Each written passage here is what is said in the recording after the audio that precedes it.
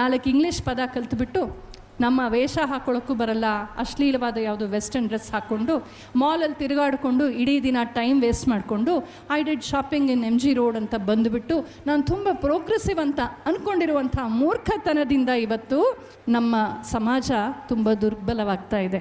ನಮ್ಮ ಎಲ್ಲ ಶಾಲೆಗಳು, ಎಷ್ಟೋ ಶಾಲೆಗಳು ನಾಚಿಕೆ ಇಲ್ಲದೆ ಬರ್ಕೊಂಡಿರ್ತಾರೆ, ನಾವು IIT IIMಗೆ ಪ್ರಿಪೇರ್ ಮಾಡ್ತೀವಿ ನಿಮ್ಮ ಮಕ್ಕಳನ್ನು ಅಂತ, ದೇಶಕ್ಕಾಗಿ ಪ್ರಿಪೇರ್ ಮಾಡ್ತೀವಿ ಅಂತ ಯಾವ ಶಾಲೆ ಹೇಳ್ತಾ ಇದೆ? ಡೆಸ್ಟಿನೇಷನ್ ಅಮೇರಿಕಾ ಆಗೋಯ್ತು, ಡೆಸ್ಟಿನೇಷನ್ ಭಾರತ ಬೇಕು, ನಮಗೆ ಡೆಸ್ಟಿನೇಷನ್ ಭಾರತ ಬೇಕು. ಸರ್ ಎಂ ವಿಶ್ವೇಶ್ವರಯ್ಯನವರು ಪುಟ್ಟ ಹುಡುಗ ಆಗಿದ್ದಾಗ ಆ ಪುಟ್ಟ ಹುಡುಗನ ಪುಟ್ಟ ಕೈಯನ್ನು ತನ್ನ ಕೈಯಲ್ಲಿ ಇಟ್ಕೊಂಡು ಅವರ ತಾಯಿ ವೆಂಕಟಲಕ್ಷ್ಮಮ್ಮ ಹೇಳ್ತಾರಂತೆ, ಮಗು ನೀನು ದೊಡ್ಡವನಾದ್ಮೇಲೆ ಏನು ಮಾಡ್ತೀಯೋ ಗೊತ್ತಿಲ್ಲ, ನಮ್ಮ ಇಡೀ ಹಳ್ಳಿಗೆ ಕುಡಿಯೋ ನೀರು ಬರೋ ಹಾಗೆ ಮಾಡಪ್ಪ. ದ ಮೇಕಿಂಗ್ ಆಫ್ ವಿಶ್ವೇಶ್ವರಯ್ಯ ಅಲ್ಲಿ ಶುರು ಆಯಿತು. ಅವಳು ಭಾರತೀಯ ತಾಯಿ, ಹೆಂಗಾರು ಅಮೇರಿಕಕ್ಕೆ ಹೋಗ್ಬಿಡಪ್ಪ, ಪಕ್ಕದ ಮನೆ ಹುಡುಗ ಹೋಗಾಯಿತು, ಎದುರು ಮನೆಯವ್ರು ಹೋಗಾಯಿತು, ಹೊರ್ಗತ್ತಿ ಮಗ ಹೊರಟ್ಬಿಟ್ಟ, ನಾದಿನಿ ಮಗ ಹೊರಟ್ಬಿಟ್ಟ, ಹೆಂಗಾರು ಹೋಗ್ಬಿಡಪ್ಪ, ನಾನು ಬಂದ್ಬಿಡ್ತೀನಿ ಬಾಣಂತನ ಮಾಡೋಕ್ಕೆ. ಇದೆಲ್ಲ ಬೇಕಿರೋದು ನಮಗೆ. ವಾಪಸ್ ಕರ್ಕೊಂಬನ್ನಿ ಮಕ್ಕಳನ್ನು. ನಮ್ಮನೇನೂ ಸೇರಿದಾಗ ಎಲ್ಲ ಎಕ್ಸ್ಪೋರ್ಟೆಡ್. ಯಾವ ಪುರುಷಾರ್ಥಕ್ಕೆ? ಡಾಲರ್ ಸಿಕ್ತು ಸರಿ, ಆ ಟ್ರಂಪ್ ಯಾವಾಗ ಎದುರಿಸ್ತಾ ಇರ್ತಾನೆ, ನಮ್ಮ ದೇಶನ ಕಟ್ಟೋಣ. ಕಳೆದ ತಿಂಗಳು ನನಗೊಂದು ದೊಡ್ಡ ಸೌಭಾಗ್ಯ, ಅದ್ಭುತವಾದ ಅವಕಾಶ ಸಿಕ್ತು. ಎಲ್ಲಿ ಅಂದರೆ ನಮ್ಮ ಶ್ರೀಹರಿಕೋಟ ಇಸ್ರೋ ಅವರ ಲಾಂಚ್ ಪ್ಯಾಡ್ಗೆ ಕರೆದಿದ್ರು, ಅಲ್ಲೊಂದು ಲೀಡರ್ಶಿಪ್ ಪ್ರೋಗ್ರಾಮ್ ಮಾಡೋಕ್ಕೆ. ತುಂಬ ಸಂತೋಷ ಆಯಿತು. ನನ್ನ ಮಗನೂ ಕರ್ಕೊಂಡು ಹೋಗಿದ್ದೆ, ಲಾಂಚ್ ಪ್ಯಾಡೇ ನೋಡಿದ್ವಿ ಸಾಕ್ಷಾತ್ತು. ಅಲ್ಲಿ ನನಗೆ ಅನ್ನಿಸ್ತು, ಎಲ್ಲರ ಹಣೆಯಲ್ಲೂ ಕುಂಕುಮ ಇತ್ತು, ವಿಭೂತಿ ಇತ್ತು, ನಾಮ ಇತ್ತು.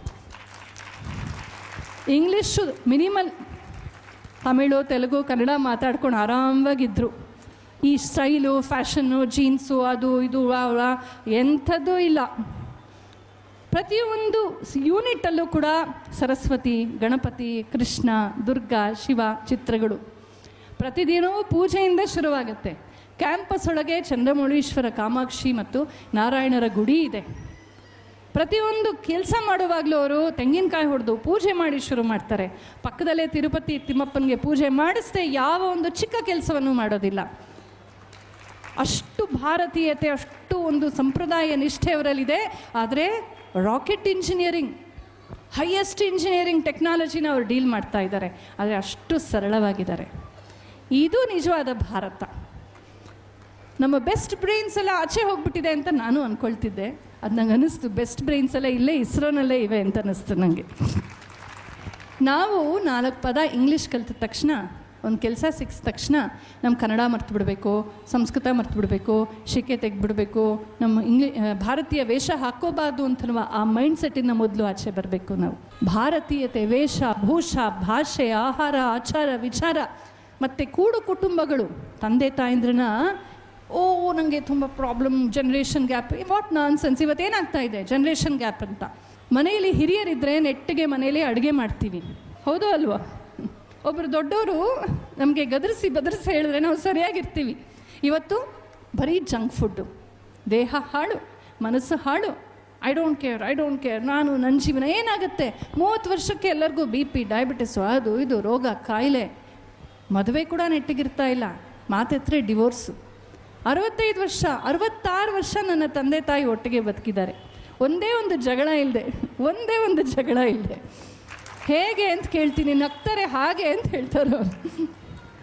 ಅಂದರೆ ಈ ಸಂಬಂಧ ಅಷ್ಟು ಅಮೂಲ್ಯವಾದದ್ದು, ಅಷ್ಟು ಪವಿತ್ರವಾದದ್ದು.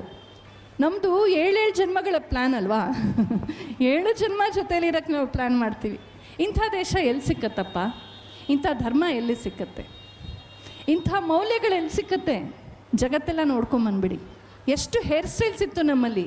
ಅದು ಯಾರು ಅಮೇರಿಕದಲ್ಲಿ ಯಾರೋ ಕೂದಲು ಬಿಟ್ಕೊಳ್ತಾರೆ ಅಂತ ನಾವು ಬಿಟ್ಕೊಳ್ತೀವಿ. ನಮ್ಮ ಭಾರತೀಯ ಸಂಸ್ಕೃತಿನಲ್ಲಿ ಕೂದಲು ಬಿಟ್ಕೊಳ್ಳೋದು ಯಾರು ಗೊತ್ತಾ?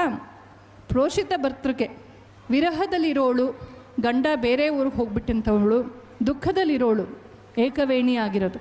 ಇವತ್ತು ಬೆಳಗ್ಗೆ ಮದುವೆ ಮಾಡ್ಕೊಂಡು ಸಾಯಂಕಾಲ ಗಂಡನ ಪಕ್ಕ ಕೂದಲು ಬಿಟ್ಕೊಂಡು ನಿಂತಿರ್ತಾರೆ. ಎಲ್ಲೋ ಒಂದು ಕಡೆ ಇದೆಲ್ಲ ನನ್ನ ಇಷ್ಟ, ನನ್ನ ಡ್ರೆಸ್ ಅಂತ ಹೇಳ್ಬೋದು ನಾವು. ಆದರೆ ನನ್ನಿಷ್ಟ ಅಷ್ಟೇ ಅಲ್ಲ, ನನ್ನಿಷ್ಟ ಅಂತ ಬದುಕೋದಲ್ಲ ಜೀವನ. ನಮ್ಮ ಸಂಸ್ಕೃತಿ ಅಂತ ಬದುಕಬೇಕು ನಾವು. ನಮ್ಮ ಇಡೀ ಭಾರತವನ್ನು, ನಮ್ಮ ಸಮಾಜವನ್ನು, ನಮ್ಮ ಪರಿವಾರವನ್ನು, ನಮ್ಮ ದೇಶವನ್ನು, ನಮ್ಮ ಅನಾದಿಯಿಂದ ಬಂದಂತಹ ಸಂಸ್ಕೃತಿಯನ್ನು ಮೈಗೂಡಿಸ್ಕೊಂಡು ಬದುಕಬೇಕು. ಹಾಗೆ ಬದುಕಬೇಕು. ಸ್ವಾಮಿ ವಿವೇಕಾನಂದರು ಅಮೆರಿಕಕ್ಕೆ ಹೋದಾಗ ಅವರನ್ನು ನೋಡಿ ಅಲ್ಲಿನ ಒಬ್ಬಳು ರಾಜಮನೆತನ ಹೆಂಗಸಿದ್ಲು. ಅವಳ ಹೆಸರು ಜೋಸೆಫಿನ್ ಮೆಕ್ಲಾಯ್ಡ್ ಅಂತ, ಟ್ಯಾಂಟೀನ್ ಅಂತ ಅವಳ ನಿಕ್ ನೇಮ್. ಅವಳೊಂದು ಮಾತು ಹೇಳ್ತಾಳೆ, when he spoke India spoke, when he walked India walked ಅಂತ.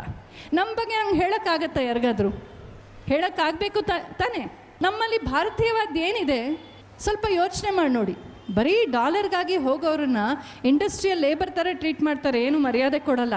ಆದರೆ ನಮ್ಮ ಗುರುಗಳು ಹೋಗ್ತಾರಲ್ಲ, ಯೋಗ ಗುರುಗಳಾಗಲಿ, ಸಂಸ್ಕೃತ ಗುರುಗಳಾಗಲಿ, ಸರ್ವಸಂಗ ಪರಿತ್ಯಾಗಿಗಳಾಗಲಿ, ದೊಡ್ಡವರಾಗಲಿ ಅಥವಾ ಆಧ್ಯಾತ್ಮಿಕ ಪ್ರವಚನ ಮಾಡೋಕ್ಕೆ ಹೋಗುವಂಥವ್ರನ್ನು ನೋಡಿ ಅದೇ ಅಮೇರಿಕಾ, ಅದೇ ಯುರೋಪು ರೆಡ್ ಕಾರ್ಪೆಟ್ ಹಾಕಿ ಕಾಲಿಗೆ ಬಿದ್ದು ನಮಸ್ಕಾರ ಮಾಡಿ ಸ್ವಾಗತಿಸುತ್ತೆ.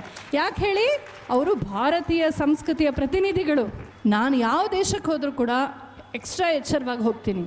ನಾನು ಭಾರತೀಯತೆಯನ್ನು ಬಿಟ್ಕೊಡ್ಬಾರ್ದು ಅಂತ ನನಗೆ ತುಂಬ ಗೌರವ ಸಿಕ್ಕುತ್ತೆ. ಯಾಕೆ? ನನ್ನ ದೇಶವನ್ನು ಪ್ರತಿನಿಧಿಸೋದ್ರಿಂದ. ಈ ಸೀಕ್ರೆಟನ್ನು ನಮ್ಮ ಮಕ್ಕಳು ಕಲ್ತ್ಕೋಬೇಕು.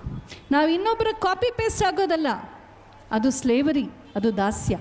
ನಾವು ನಮ್ಮ ವಿಶ್ವಗುರು. ನಾವು ಜಗತ್ತಿಗೆ ಎಲ್ಲವನ್ನೂ ಕೊಟ್ಟಂಥದ್ದು ಸನಾತನ ಧರ್ಮ. ಗುರುವಿನ ಸ್ಥಾನದಲ್ಲಿ ನಿಂತಿದೆ ಸನಾತನ ಧರ್ಮ. ಆದರೆ ಗುರುವಿನ ಸ್ಥಾನ ಅಂದರೆ ಜವಾಬ್ದಾರಿಯ ಸ್ಥಾನ. ಹಾಗಾಗಿ ಇವತ್ತು ಹಿಂದೂ ಸಮಾಜೋತ್ಸವವನ್ನು ಮಾಡ್ತಾ ಇದ್ದೀವಿ.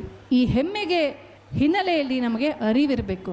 ನಮ್ಮ ಮಕ್ಕಳಿಗೆ ಬೆಳಗ್ಗೆದ್ದಾಗಲಿಂದ ಹೇಳಬೇಕು, ಪುಟ್ಟ ನಾವು ಸನಾತನ ಧರ್ಮೀಯರು, ನಮ್ಮ ಧಮನಿಗಳಲ್ಲಿ ಋಷಿಗಳ ರಕ್ತ ಹರಿತಾ ಇದೆ. ಅವ್ರು ಯಾರೋ ಹೇಳ್ಬೋದು ಮಂಗನಿಂದ ಮಾನವ ಅಂತ, ನಾವು ಹಂಗೆ ಹೇಳಲ್ಲ. ಋಷಿಗಳಿಂದ ನಾವು ಹುಟ್ಟಿದ್ದು ಅಂತ ನಾವು ಹೇಳ್ತೀವಿ. ನಾವು ಮಂಗ, ಅವ್ರು ಹುಟ್ಟಿರ್ಬೋದು ಮಂಗಗಳಿಂದ. ನಾವು ಕಾಶ್ಯಪ ಬ್ರಹ್ಮರಿಂದ ಹುಟ್ಟಿ ಬಂದಂಥವ್ರು, ಋಷಿಗಳಿಂದ ಹುಟ್ಟಿದಂಥವ್ರು. ನಮ್ಮ ಧಮನಿಗಳಲ್ಲಿ ಋಷಿಗಳ ರಕ್ತ ಹರಿತಾ ಇದೆ. ಆದರೆ ಮ್ಯಾಚ್ ಬಾಕ್ಸಲ್ಲಿ ಬೆಂಕಿ ಇರುತ್ತೆ, ಗೀಚಿದ್ರೆ ಮಾತ್ರ ಆಚೆ ಬರುತ್ತೆ. ಹಾಗೆ ನಮ್ಮಲ್ಲಿ ಋಷಿಗಳ ರಕ್ತ ಇದೆ ನಿಜ, ತಪಸ್ಸಿಲ್ಲದೆ ಯಾವುದೂ ಆಚೆ ಬರೋದಿಲ್ಲ. ತಪಸ್ಸು ಮಾಡಬೇಕು. ತಪಸ್ಸಂದರೆ ಏನು? ವ್ಯವಸ್ಥಿತವಾದ ಪ್ರಯತ್ನ ಮಾಡಬೇಕು. ಪ್ರಾರಂಭದಲ್ಲಿ ಪುಟಾಣಿ ಮಕ್ಕಳು ಕೂತ್ಕೊಂಡು ಎಷ್ಟು ಚೆನ್ನಾಗಿ ಭಗವದ್ಗೀತೆ ಹೇಳಿದ್ರು.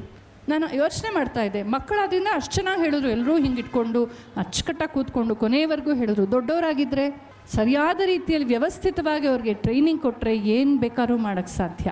ಹಾಗಾಗಿ ನಮ್ಮ ಎಳೆಯ ಮನಸ್ಸುಗಳನ್ನು ಈ ಮಾಲು ಮತ್ತು ಬಾಲಿವುಡ್ಡು ಇಂಥ ಕೊಳೆ ಕಸದಲ್ಲಿ ಹಾಳಾಗೋದಕ್ಕೆ ಬಿಡಬಾರ್ದು.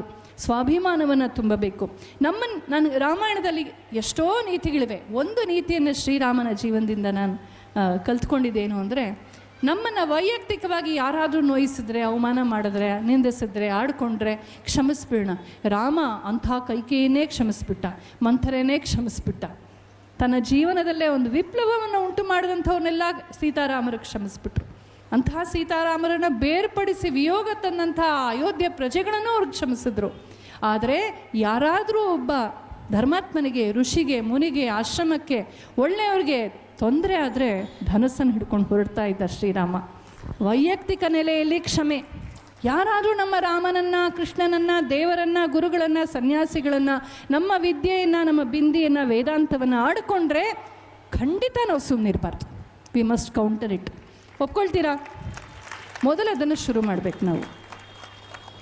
ನಮ್ಮನ್ನು ಅಂದ್ಬಿಟ್ರು ಅಂತ ಪಕ್ಕದ ಮನೆಯವರು ಅವ್ರು ಹೇಳಿದ್ರು ಅಂತ ಹೌದಾ ಅಂತ ಬಿ ಪಿ ಬಂದ್ಬಿಡುತ್ತೆ ನಮಗೆ.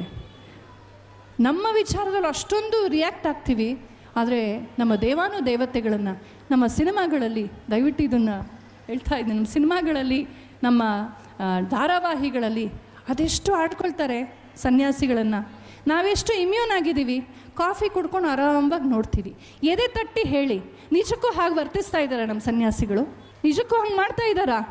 ಮತ್ತು ಯಾಕೆ ಸಹಿಸ್ಕೊಂಡಿದ್ದೀವಿ ನಾವು? ನಮ್ಮ ಅರ್ಚಕರು ನಿಜಕ್ಕೂ ಅಷ್ಟು ಕೊಳಕು ಜನನ? 3 ಹೊತ್ತು ತಟ್ಟೆ ಕಾಸನ್ನೇ ನೋಡ್ತಾ ಇರ್ತಾರ? ಅವ್ರಿಗೆ ಹೊಟ್ಟೆ ಕೊಟ್ಟಿಲ್ಲ ನಾವು. ಅದೇ ಬೇರೆ ಮತಗಳ ಬಗ್ಗೆ ಮಾತಾಡೋ ಗಟ್ಸಿದೆಯಾ ಅವ್ರಿಗೆ? ಆದರೆ ನಮ್ಮ ಬಗ್ಗೆ ಮಾತಾಡ್ತಾರೆ, ಆಡ್ಕೊಳ್ತಾರೆ. ಯಾಕೆ? ನಾವು ಸುಮ್ಮನಿರ್ತೀವಿ. ಅವ್ರಿಗೆ ಗೊತ್ತು, ಇವರು ಉಂಡೆ ಚಕ್ಲಿ ಮಾಡಿ, ಕೃಷ್ಣಾಷ್ಟಮಿ ಮಾಡಿ ಎಲ್ಲ ಮಾಡ್ತಾರೆ, ಭಗವದ್ಗೀತೆ ಓದೋದಿಲ್ಲ. ಬಾಯಿಗೆ ಬಂದಂಗೆ ಭಗವದ್ಗೀತೆನ ತಿರ್ಚಿ ಇವ್ರ ತಲೆ ಕೆಡಿಸ್ಬೋದು. ಅವ್ರಿಗೆ ಗೊತ್ತು, ನಾವು ರಾಮನವಮಿ ಮಾಡ್ತೀವಿ, ಕೋಸಂಬರಿ ಪಾನಕ ಮಾಡ್ತೀವಿ, ರಾಮ ಭಜನೆ ಮಾಡ್ತೀವಿ, ಆದರೆ ರಾಮಾಯಣ ಓದೋದಿಲ್ಲ. ಹಾಗಾಗಿ ರಾಮ ಸೀತೆಯರ ಬಗ್ಗೆ ಏನು ಬೇಕಾದ್ರೂ ಹೇಳಿ ತಲೆ ಕೆಡಿಸ್ಬೋದು. ಅವ್ರಿಗೆ ಗೊತ್ತು, ಇವರೆಲ್ಲ ಹಬ್ಬ ಹರಿದಿನ ಮಾಡ್ತಾರೆ, ಆದರೆ ಮೂಲ ಪುರಾಣಗಳನ್ನೂ ಓದೋದಿಲ್ಲ, ರಾಮಾಯಣ ಮಹಾಭಾರತ ಓದೋದಿಲ್ಲ, ಒಗ್ಗಟ್ಟಾಗಂತೂ ಇರೋದಿಲ್ಲ, ಏನು ಆಡ್ಕೊಂಡ್ರೂ ಸುಮ್ಮನಾಗ್ಬಿಡ್ತಾರೆ. ಇದು ಆಗಿರೋ ಪ್ರಾಬ್ಲಮ್. ಲಿಟ್ಮಸ್ ಟೆಸ್ಟ್ ಮಾಡಿ ಮಾಡಿ ನಮ್ಮನ್ನು ಚೆನ್ನಾಗಿ ಅರ್ಥ ಮಾಡ್ಕೊಂಡಿದ್ದಾರೆ. ಯಾವತ್ತು ನಾವು ದೇಶಕ್ಕಾಗಿ, ಧರ್ಮಕ್ಕಾಗಿ ನಿಲ್ತೀವೋ. ರಾಣಿ ಅಹಲ್ಯಾಬಾಯಿ ಹೋಳ್ಕರ್, ಅವಳ ಮಗ ತುಂಬ ದುಷ್ಟ, ತಾಯಿ ಥರ ಸಂಸ್ಕಾರ ಬರಲಿಲ್ಲ ಅವನಿಗೆ. ಅವನು ಮುಂದಿನ ಭಾವಿ ಯುವರಾಜ ಅಂತ ಘೋಷಿತನೂ ಆಗಿದ್ದ, ಆದರೆ ಪದೇ ಪದೇ ತಪ್ಪು ಮಾಡ್ತಾ ಇದ್ದ. ಕೊನೆಗೊಂದಿನ ಅವನು ರಥವನ್ನು ವೇಗವಾಗಿ ಓಡಿಸಿ ಒಂದು ಕರು ಮತ್ತು ಒಂದು ಬಾಲಕನ ಸಾವಿಗೆ ಕಾರಣವಾಗ್ತಾನೆ. Rajakumara, the king in the making. ಆಗ ರಾಣಿ ಹೇಳ್ತಾಳೆ ಮಂತ್ರಿಮಂಡಲವನ್ನು ಕರೆದು, ಪ್ರಜೆಗಳಲ್ಲಿ ಯಾರೇ ಆಗಲಿ ಈ ತಪ್ಪಿಗೆ ಯಾವ ಶಿಕ್ಷೆ ಆಗಬೇಕೋ ಅದೇ ಶಿಕ್ಷೆ ನೀವು ಕೊಡಿ ಅಂತ. ಹೆತ್ತ ತಾಯಿ ತನ್ನ ಮಗನಿಗೆ, ಯುವರಾಜನಾಗಿ ಘೋಷಿತನಾದಂಥವನಿಗೆ ಮರಣದಂಡನ ಕೊಡಿಸ್ತಾಳೆ. ಇಂಥ ತಾಯಿ ನಮ್ಮ ಸನಾತನ ಧರ್ಮ ಬಿಟ್ಟರೆ ಇನ್ನೆಲ್ಲರೂ ಹುಟ್ಟಕ್ಕೆ ಸಾಧ್ಯನಾ ಹೇಳಿ? ಇಂಥ ತಾಯಂದ್ರು ಬೇಕು ನಮಗೆ. ಬರೀ ಡಾಲರ್ ಸಂಪಾದಿಸೋ ಮಗು ಅಂತ ಹೇಳೋವಂಥ ಅಮ್ಮಂದ್ರು ಬೇಡ ನಮಗೆ. ಎಲ್ಲಾದರೂ ಹೋಗು. ನಾನು ಒಂದೇ ಒಂದು ಕನಸನ್ನು ಹೇಳಿ ಮುಗಿಸ್ಬಿಡ್ತೀನಿ. ನಂದೊಂದು ಕನಸು ಎಲ್ಲ ಕಡೆ ಹಂಚ್ಕೊಳ್ತಾ ಇದ್ದೀನಿ. ಆಂಧ್ರದಲ್ಲಿ ಚಿಲ್ಕೂರು ಅಂತ ಒಂದು ಊರಿದೆ. ಅಲ್ಲೊಂದು ವೆಂಕಟೇಶ್ವರ ಗುಡಿ ಇದೆ. ಅವನಿಗೆ ವೀಸಾ ವೆಂಕಟೇಶ್ವರಲು ಅಂತ ಹೆಸರು. ಅಲ್ಲಿ ನಮ್ಮ ಯಂಗ್ಸ್ಟರ್ಸ್ ಎಲ್ಲ ಹೋಗ್ಬಿಟ್ಟು, hey Venkateshwara, get me a visa to USA, get me a visa to UK, please get me a visa to Australia ಅಂತೆಲ್ಲ ಅಲ್ಲಿ ಬೇರೆ ಇನ್ನೆಲ್ಲೂ ಹೋಗಲ್ಲ. ಇವ್ರು ವೀಸಾಗೋಸ್ಕರ ಅಲ್ಲಿ ಅಲಿತಾ ಇರ್ತಾರೆ. ನನ್ನ ಕನಸು ಏನಪ್ಪ ಅಂದರೆ, ನಾವು ಆಸ್ಟ್ರೇಲಿಯಾನಲ್ಲಿ, UK ನಲ್ಲಿ, ಜರ್ಮನಿನಲ್ಲಿ, ಅಮೇರಿಕಾದಲ್ಲಿ ಎಲ್ಲ ಕಡೆ ವೀಸಾ ವೆಂಕಟೇಶ್ವರ ಗುಡಿಗಳ ಶಾಖೆಗಳನ್ನು ತೆಗಿಬೇಕು. ಅಲ್ಲಿ ಅಮೇರಿಕದವರು, ಆಸ್ಟ್ರೇಲಿಯವರು, UK ಜರ್ಮನಿಯವರು ತೆಂಗಿನಕಾಯಿ ಇಟ್ಕೊಂಡು ಸುತ್ತಬೇಕು. ಹೇ ಭಗವಂತ, get me a visa to Bharat, get me a visa to Bharat, get me. ಚೆನ್ನಾಗಿದೆಯಾ ಕನಸು? ಅಂಥ ಭಾರತ ದೇಶವನ್ನು ಕಟ್ಟಬೇಕು. ಕರೆಕ್ಟಾ? ಅಂಥ ಭಾರತ ದೇಶವನ್ನು ಕಟ್ಟೋಣವಾ? ಏನು ಕೇಳಿಸ್ಲೇ ಇಲ್ಲ. ಅಂಥ ಭಾರತ ದೇಶವನ್ನು ಕಟ್ಟೋಣವಾ? ಅಂಥ ದೇಶವನ್ನು ಕಟ್ಟೋಣ. ಯಾಕಪ್ಪ ಹೋದ್ವಿ ದೇಶ ಬಿಟ್ಟು ಅಂತ ವಾಪಸ್ ಬರಬೇಕೆಲ್ಲರೂ. ಇದು ಟೈಮ್. ಒಬ್ಬ ರಾಜರ್ಷಿ ನಮ್ಮನ್ನು ಆಳ್ತಾ ಇದ್ದಾರೆ ಮೇಲೆ. ತಮ್ಮ ಸರ್ವಸ್ವವನ್ನು ಕೊಟ್ಟು ದೇಶವನ್ನು ಆಳ್ತಾ ಇದ್ದಾರೆ. Now or never. ನಮ್ಮ ದೇಶವನ್ನು ಇವತ್ತು ಯಾವುದೋ ಸ್ಥಿತಿಯಿಂದ 4th ಲಾರ್ಜೆಸ್ಟ್ ಎಕಾನಮಿ ಮಾಡಿದ್ದಾರೆ. ಎಷ್ಟೋ ಕಸ ಗುಡಿಸ್ತಾ ಇದ್ದಾರೆ. ಆದರೆ ನಾವು ಸೇರ್ಕೋಬೇಕಾಗಿದೆ. ಹಾಗಾಗಿ ಜಗತ್ತಿಗೆ ಪಂಚಮಹಾಯಜ್ಞಗಳನ್ನು ಪರಿಚಯಿಸಿದಂಥ ದೇಶ ನಮ್ಮದು. ಎಲ್ಲರೂ ಹೇಳ್ತಾರೆ, ಓ ಸರ್ವಿಸ್ ಎಲ್ಲ ಗೊತ್ತೇ ಇರಲಿಲ್ಲ ಅಂತ. ನಾನ್ಸೆನ್ಸ್ ಅದು. ಪಂಚಮಹಾಯಜ್ಞಗಳು ಪ್ರತಿದಿನವೂ ಸೂರ್ಯನಿಗೆ, ಚಂದ್ರನಿಗೆ, ಭೂಮಿಗೆ, ವನಸ್ಪತಿಗಳಿಗೆ ನಮಸ್ಕಾರ ಮಾಡಿ ದಿನವನ್ನು ಶುರು ಮಾಡಿ ಅಂತ ಹೇಳ್ಕೊಳ್ಳುವಂಥದ್ದು ಸನಾತನ ಧರ್ಮ. ತಂದೆ ತಾಯಂದ್ರಿಗೆ ನಮಸ್ಕಾರ ಮಾಡಿ, ಅತಿಥಿ ದೇವೋ ಮಾತೃದೇವೋಭವ, ಪಿತೃದೇವೋಭವ, ಆಚಾರ್ಯ ದೇವೋಭವ, ಅತಿಥಿ ದೇವೋಭವ ಅಂತ ಸರ್ವರಲ್ಲೂ ದೇವರನ್ನು ಕಾಣುವಂತೆ ತೋರಿಸ್ಕೊಟ್ಟಿರೋದು ಸನಾತನ ಧರ್ಮ. ನಮ್ಮ ಋಷಿಗಳು ಕೊಟ್ಟಂಥ ಯಾವ ವಿದ್ಯೆಯನ್ನು ಕಳ್ಕೊಳ್ಬಾರ್ದು ನಾವು. ಅದು ಭಾಷೆ ಆಗ್ಬೋದು, ವೇಷಭೂಷ ಆಗ್ಬೋದು, ಉಪನಿಷತ್ತುಗಳಾಗ್ಬೋದು, ರಾಮಾಯಣ ಮಹಾಭಾರತ ಆಗ್ಬೋದು, ನಮ್ಮ ಜ್ಯುವೆಲ್ರಿ, ನಮ್ಮ ವಸ್ತ್ರಾಭರಣಗಳಾಗ್ಬೋದು, ನಮ್ಮ ಆಚಾರ ವಿಚಾರಗಳಾಗ್ಬೋದು, ಹಬ್ಬ ಹರಿದಿನಗಳಾಗ್ಬೋದು, ಯಾವುದನ್ನು ನಾವು ಕಳ್ಕೊಳ್ಬಾರ್ದು. ಅದನ್ನೇ ಋಷಿ ಯಜ್ಞ ಅಂತ ಹೇಳ್ತಾರೆ. ಆ ಋಷಿ ಯಜ್ಞವನ್ನು ನಮಗೆ ಕಲಿಸ್ಕೊಟ್ಟಿದ್ದು ಮನುಷ್ಯ ಯಜ್ಞ. ಯಾರು ಮನೆಗೆ ಬಂದರೆ ಅರ್ಶಿನ ಕುಂಕುಮ ತಾಂಬೂಲ ಇಟ್ಟು ನಾವು ನೋಡ್ತೀವಿ ಒಂದು ಹೆಣ್ಮಗಳನ್ನ. ಯಾಕೆ? ಆ ಇಡೀ ಮನೆಯ ಪ್ರತಿನಿಧಿ ಅವಳು. ಬಂದವರನ್ನು ದೇವರಂತೆ ಕಾಣ್ತೀವಿ, ನೆರೆಕೆರೆಯವ್ರಿಗೆ ನೆರವಾಗ್ತೀವಿ. ಆದರೆ ಇವತ್ತು ಮೆಕಾಲೆ ಎಜುಕೇಷನ್ ಅನ್ನುವ ರೋಗದಿಂದ ಹಿಂದೂ ಧರ್ಮದವ್ರಿಗೆ ಒಂದು ದೊಡ್ಡ ದೌರ್ಬಲ್ಯ ಉಂಟಾಗಿದೆ. ನಾನು ನಿಮ್ಮನ್ನ ಕಳಕಳಿಯಿಂದ ಕೇಳ್ಕೊಳ್ತಾ ಇದ್ದೀನಿ. ಎಲ್ಲಾದರೂ ಪೂಜೆ ಇದೆ, ಹೋಮ ಇದೆ, ಕಾರ್ಯಕ್ರಮ ಇದೆ ಅಂತಂದರೆ ಮೊದಲೆಲ್ಲ ನಮ್ಮ ನೆನಪಿದೆ, ನಮ್ಮಮ್ಮ ಕೂಡ ಇದರಲ್ಲೆಲ್ಲ ತುಂಬ ತೊಡಗೋ ಅಂಥವ್ರು. ಬೆಳಗ್ಗೆ ಬೇಗ ಎದ್ದು ಎಲ್ಲ ಮಾಡಿಬಿಟ್ಟು 6 ಗಂಟೆಗೆ ಓಡೋಗೋರು. ಅಲ್ಲಿ ಹೂ ಕಟ್ಟೋದೇನೋ, ತೋರಣ ಕಟ್ಟೋದೇನೋ, ರಂಗೋಲಿ ಹಾಕೋದು, ಏನೋ ಒಂದು ಕೆಲಸ ಮಾಡೋರು. ಎಲ್ಲರಿಗಿಂತ ಮುಂಚೆ ಓಡೋಗ್ತಾ ಇದ್ರು. ಆದರೆ ಇವತ್ತು ಮೆಕಾಲೆ ರೋಗ ಎಷ್ಟು ಹತ್ತಿದೆ ಅಂತಂದರೆ, ನಾವು ಬೆಳಗ್ಗೆ 10 ಗಂಟೆಗೆ, ಬೆಳಗ್ಗೆ 9 ಗಂಟೆಗೆ ಹೋಮ ಪೂಜೆ, 11 ಗಂಟೆಗೆ ಪ್ರವಚನ ಅಂದರೆ 12 ಗಂಟೆಗೆ ಹೊರಡ್ತೀವಿ. ಎಲ್ಲ ಮುಗ್ದಿರುತ್ತಲ್ವ ಪೂರ್ಣಾಹುತಿ. 12 ಗಂಟೆಗೆ ಹೋಗ್ತೀವಿ. ಹಿಂಗೆ ಅಂದ್ಬಿಟ್ಟು ಪ್ರಸಾದದ ಕ್ಯೂನಲ್ಲಿ ಸೇರ್ಕೊಂಡ್ಬಿಡ್ತೀವಿ. ಇದೇ ಮೆಕಾಲೆ ಎಫೆಕ್ಟ್ ಅಂತ ಹೇಳೋದು. ಇದನ್ನು ಮೊದಲು ತೆಗಿಬೇಕು. ಇನ್ನು ಮುಂದೆ ಯಾವುದೇ ಕಾರ್ಯಕ್ರಮ, ಹಿಂದೂ ಧರ್ಮ, ದೇಶ, ಮಠ, ಮಂದಿರ, ಜಾತ್ರೆ, ಪೂಜೆ, ಉತ್ಸವ, ಹಬ್ಬ ಹರಿದಿನ ಆದರೆ ಎಲ್ಲರಿಗಿಂತ ಮುಂಚೆ ಹೋಗಬೇಕು. ಪ್ರತಿಜ್ಞೆ ಮಾಡೋಣವಾ? ಒಪ್ಕೊಳ್ತೀರಾ? ಪೂಜ್ಯರಿದ್ದಾರೆ, ಗುರುಗಳಿದ್ದಾರೆ, ಅವ್ರ ಸಮ್ಮುಖದಲ್ಲಿ ಪ್ರತಿಜ್ಞೆ ಮಾಡೋಣ. ನಮ್ಮ ದೇಶದ, ನಮ್ಮ ಧರ್ಮದ, ನಮ್ಮ ಸಂಸ್ಕೃತಿಯ ಯಾವುದೇ ಕಲಾಪ ಆದರೆ ಪ್ರಸಾದದ ಹೊತ್ತಿಗೆ ಹೋಗಬಾರ್ದು.